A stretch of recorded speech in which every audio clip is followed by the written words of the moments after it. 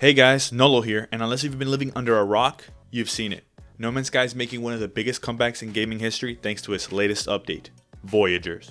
Bringing complete from scratch shipbuilding, and people have not wasted any time. You see ships from Star Wars, Star Trek, you see the Millennium Falcon flying around, USS Enterprise, even ships from competing games. Don't even check the Elite Dangerous subreddit because it's flooded with No Man's Sky screenshots. These multiplayer ships allow you to play with friends and they could all hop in at once and edit it while it's flying. You could jump off of it. Over these past years, I've covered updates big and small to this game and how they've slowly turned it from something of a niche underground thing to a game regarded by so many as the redemption arc of the century for game dev. This update is bringing back so many players that either dropped it when it first launched or never even tried it. Going by the Steam numbers alone, it's safe to say hundreds of thousands of players across all platforms are hopping in and trying to build the ship of their dreams.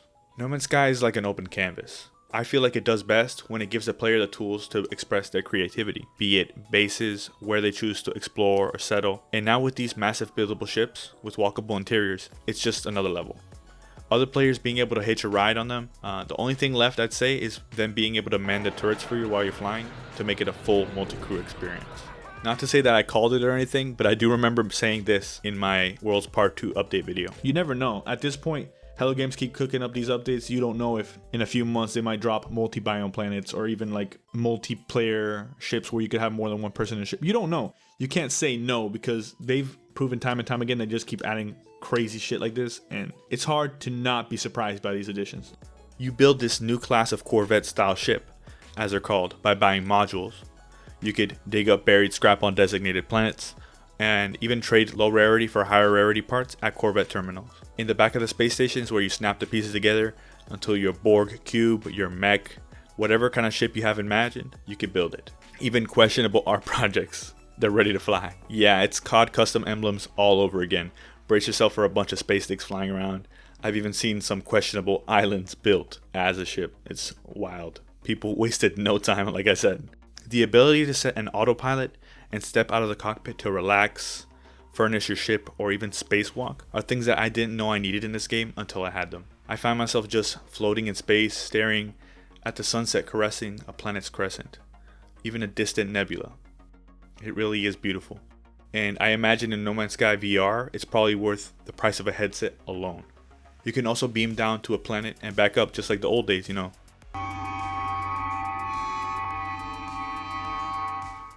Skydiving is way more fun in my opinion, and that's something else they just added to the game.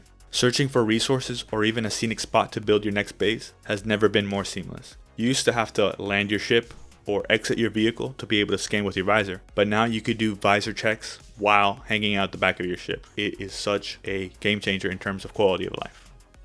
Sean Murray in a recent deep dive video mentioned that this tech is being co-developed for No Man's Sky as well as their upcoming game Light No Fire, mentioning that the tech will be used for buildable seafaring ships there. And then on our other game, Light No Fire, you have these real oceans to navigate. We need boats and crews, and this tech is being developed for both games. This carries on their pattern from previous times when they mentioned something similar. First that comes to mind for me is when they were working on the new water shader for both games at the same time. It looks incredible. And this shows a great deal of efficient use of their labor because they are a small team after all, compared to the juggernauts of the industry especially. Yet they somehow seem to be more in tune with the average consumer and what they want versus actual billion-dollar corporations. It goes to show, no matter how much you invest in consumer research, focus groups, nothing beats a team of passionate artists and developers with one vision and one focus. Design by committee rarely turns out well.